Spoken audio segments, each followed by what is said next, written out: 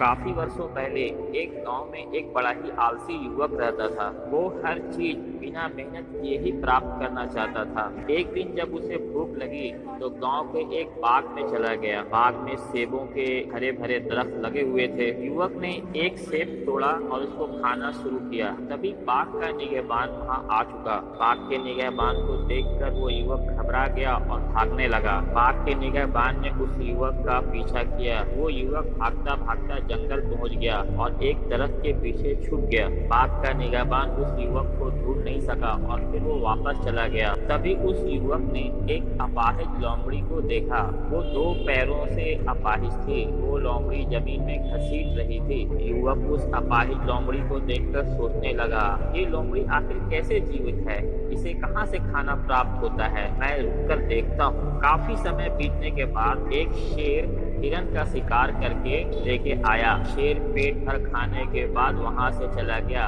वो लोमड़ी अपने दोनों पैरों से घिसट घिसट कर उस बचे हुए खुराक के पास गई और फिर उस लोमड़ी ने अपना पेट की आग को बुझाया। अब वो आदमी ये सोचता है कि जब ईश्वर इस अपाहिज लोमड़ी को खाना दे सकता है बिना मेहनत किए, तो मुझे क्यों नहीं दे सकता।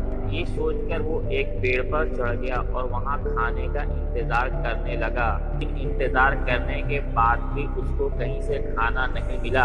अब उसकी भूख बढ़ती जा रही थी, जो कि बर्दाश्त से बाहर हो रहा था। वह युवक पेड़ से नीचे उतर आया और जमीन पर लेट गया। उसकी हालत खराब होती जा रही थी।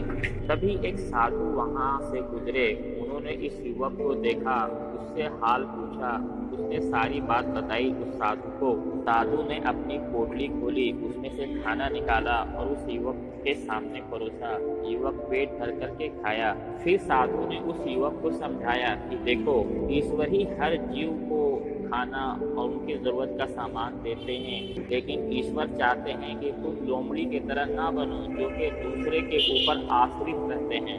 तुम शेर बनो जो खुद भी खाते हैं और उसमें से दूसरों को भी खिलाते हैं। ये बात उस युवक को समझ में आ गई और फिर वो युवक काफी समझदार हो गया, काफी मेहनती हो गया। इस युवक ने अपनी जिंदगी में बड़े बड़े कामयाबी हासिल किए।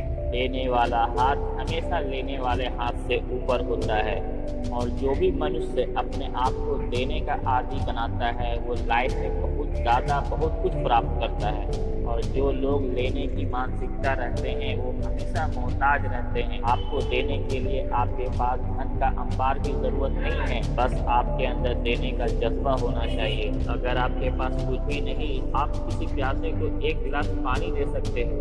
आप किसी भूले हुए को उसका पता बता सकते हो। आप किसी को अच्छी बात सिखा